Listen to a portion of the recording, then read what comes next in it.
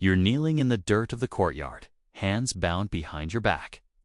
Silk dress torn and stained with blood that isn't yours yet. Around you, wooden stakes rise like a forest of death. Your husband hangs on one of them, still breathing, still crying your name. Your father on another. Your brothers scattered among them like grotesque decorations.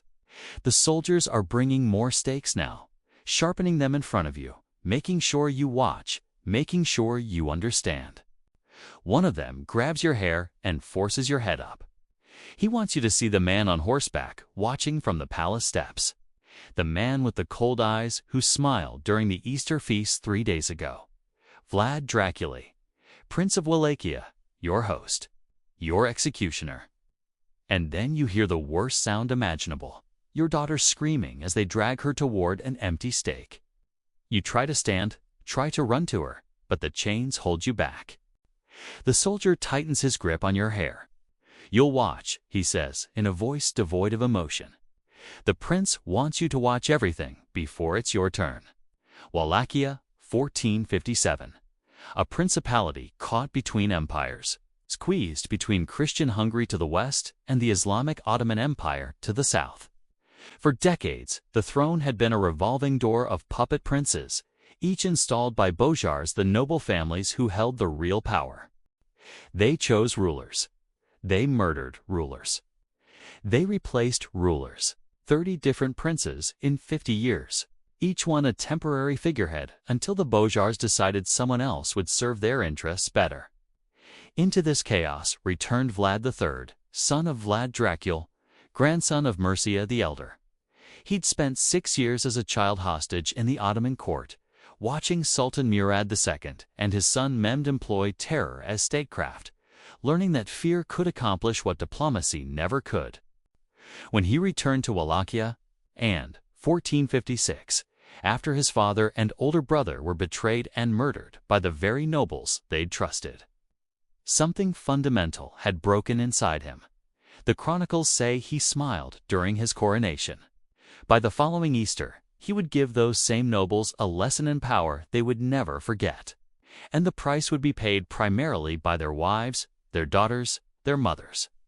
By women whose only crime was being related to men Vlad considered traitors. Easter Sunday, April 1457.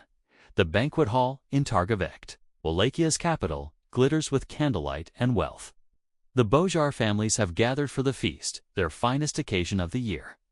Men in embroidered caftans, women in silk dresses imported from Constantinople, jeweled headdresses catching the light, children running between tables, laughter echoing off stone walls.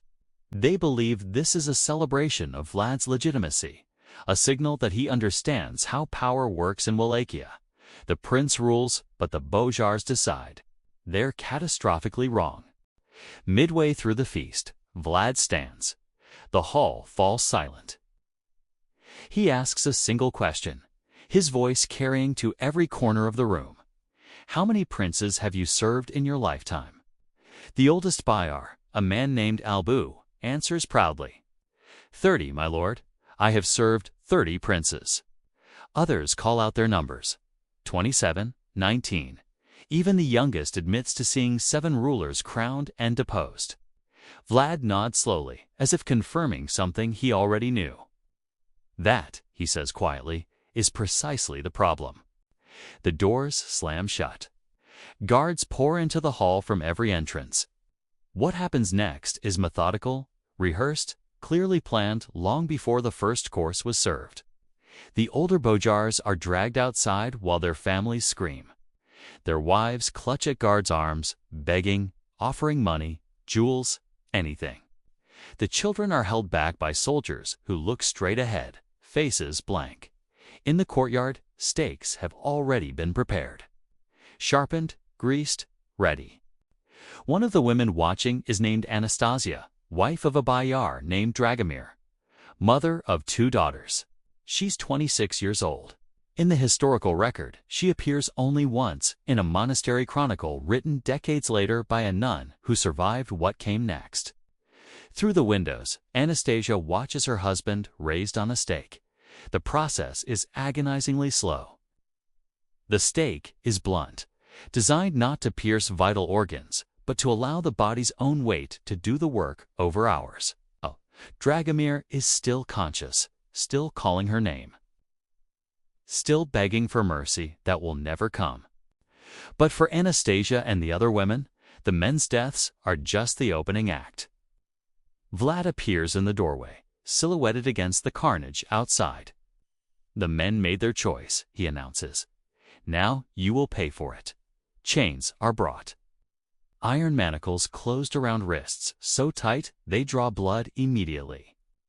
Anastasia feels the metal bite into her skin, feels her daughters pressed against her, sobbing. She tries to shield them. A guard pulls them away, chains them separately. Vlad wants families separated just enough to see each other suffer, but not enough to comfort one another.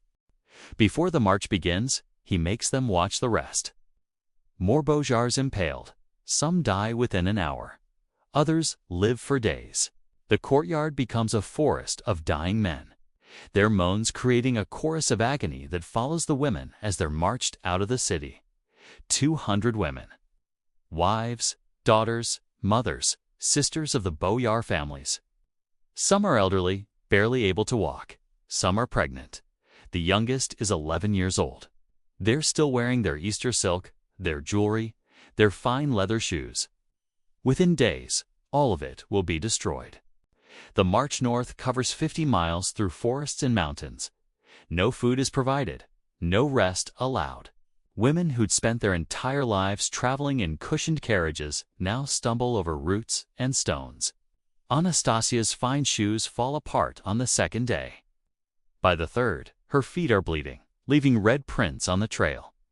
Her younger daughter, Ilinka, only 14, collapses on the fourth day. Guards drag her upright, whip her until she walks. That night, sleeping on bare ground, Anastasia holds both daughters and whispers promises she knows she cannot keep. "We'll survive this. We'll find a way." But she can see the mountain ahead, rising like a judgment against the sky. And she can see the ruins on its peak, Ponari Castle. Abandoned for decades, its walls crumbling, accessible only by a narrow cliff path. This is where Vlad intends to build his fortress retreat, K, and these women will be his construction crew. When they arrive, Vlad addresses them with the same cold courtesy he used at the Easter feast. "You will rebuild this castle with your own hands. When it is finished, I will decide if you have earned the right to live." The work begins immediately. Stones from the ruined walls must be moved, reshaped, repositioned. Limestone blocks weighing hundreds of pounds must be dragged up cliff paths barely wide enough for a single person. Mortar must be mixed, carried, applied. All of it done by women whose hands had never held anything heavier than embroidery needles. The Cantacuzino Chronicle, written by a Wallachian scholar in the late 1600s, states plainly, they worked until the clothes rotted off their backs from sweat and blood and rain. Anastasia's hands split open on the third day. The limestone is rough, unforgiving. By the end of the first week, she can see bone through the torn flesh of her palms. Every stone she lifts sends fire up her arms. Her eldest daughter, Voika, works beside her, dragging blocks twice her weight.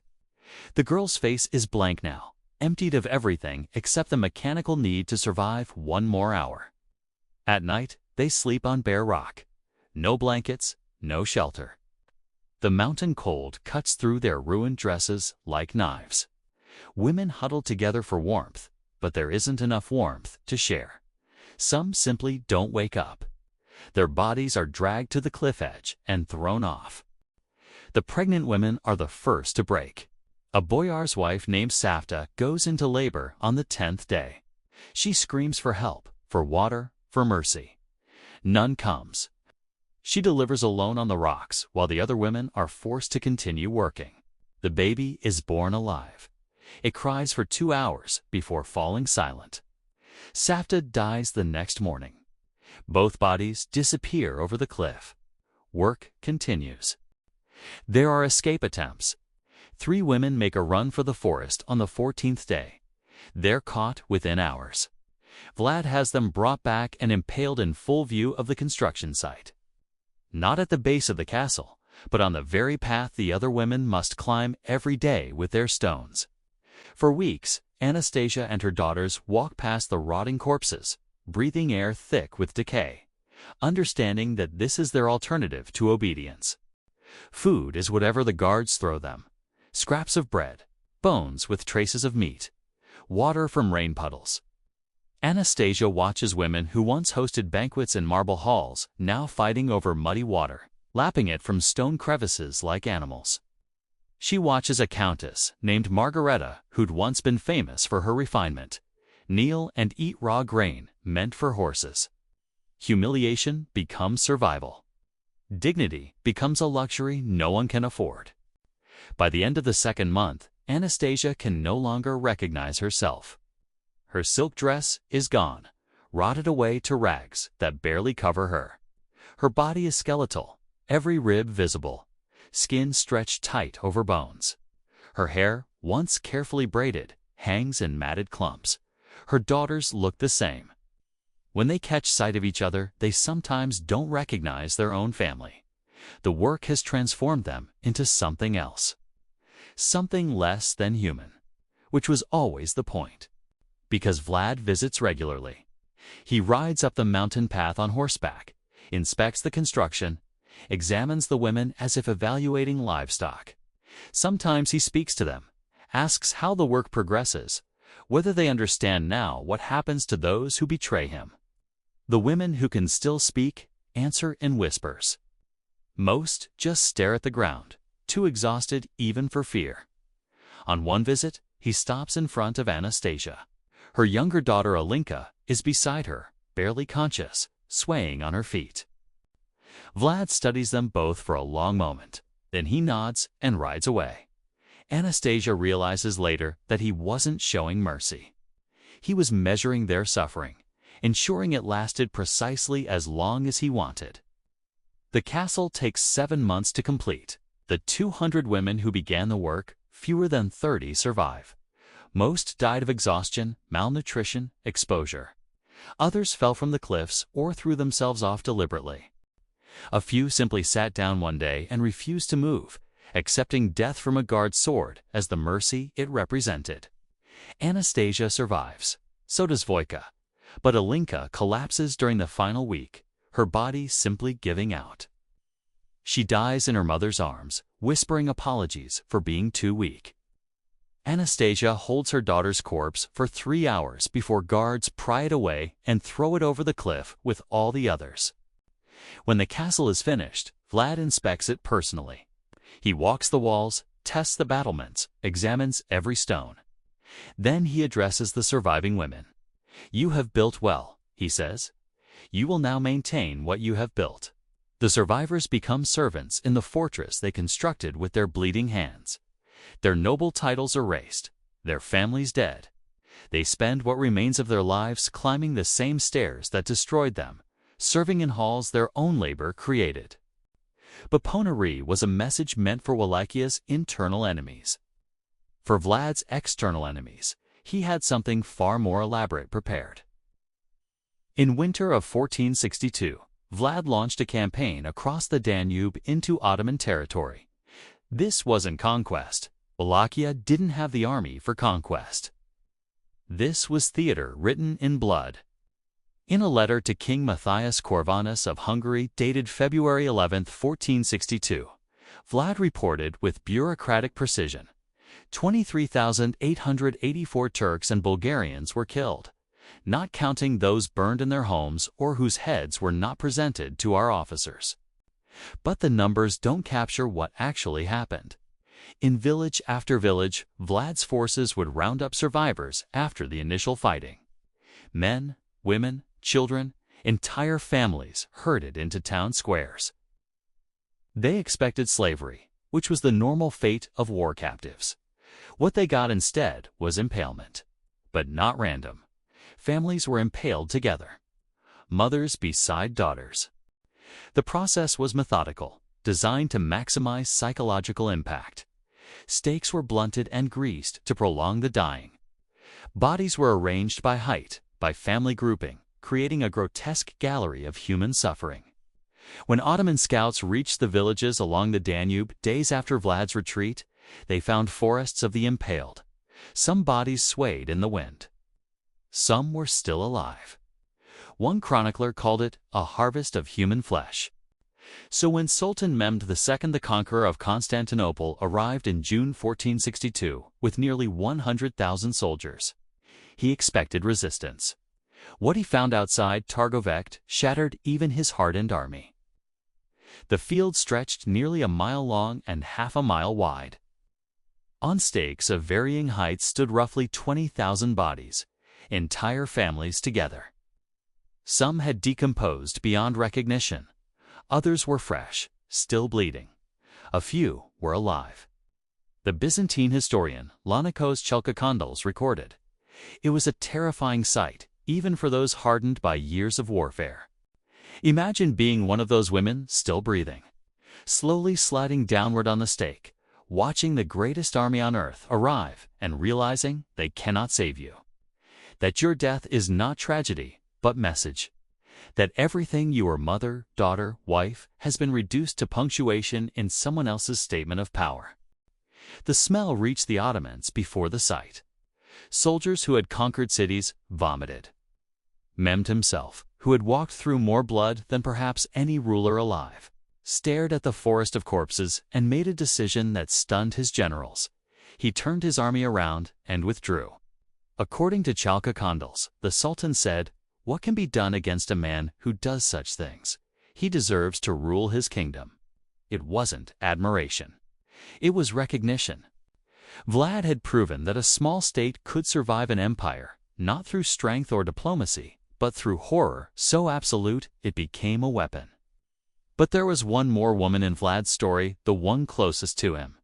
History doesn't record her name. She appears only as Vlad's first wife.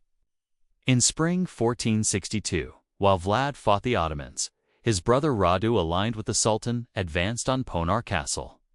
Vlad's wife was inside with a small garrison. According to Romanian oral tradition, she stood on the battlements watching the Ottoman banners approach. Behind her, a castle built by condemned women. In front of her, capture. She understood what that meant: harems, slavery, erasure. But perhaps she also understood what her own husband did to women. She had lived among the stakes. A servant later claimed she spoke 7 words. "I would rather feed the fish of the Arctic than become a prisoner of the Turks." Then she jumped.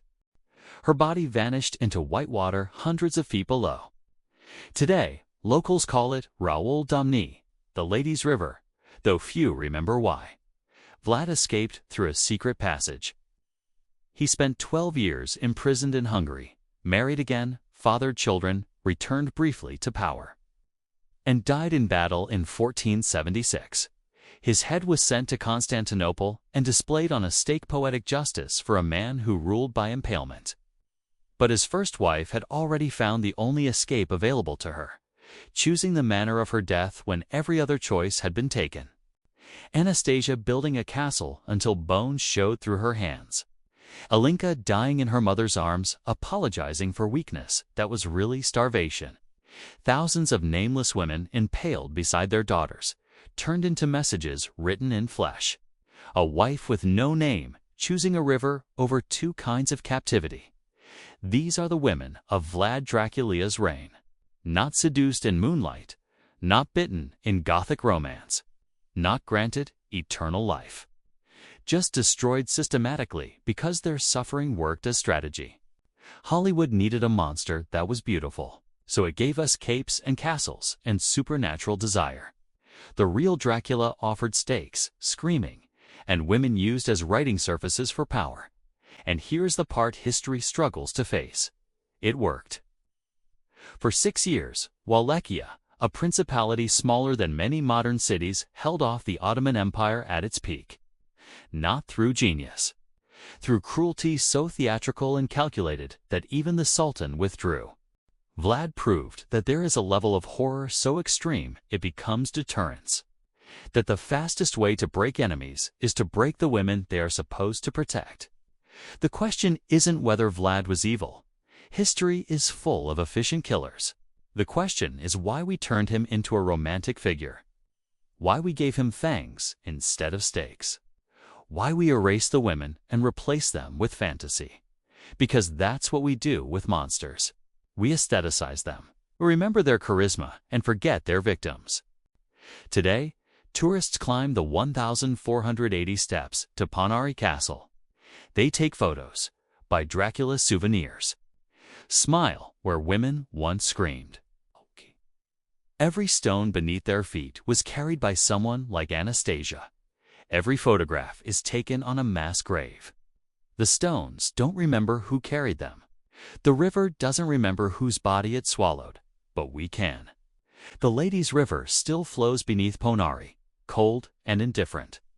If you stand where Vlad's wife stood, you can hear the same rushing water she heard before choosing her own ending. That sound is the only monument she ever received.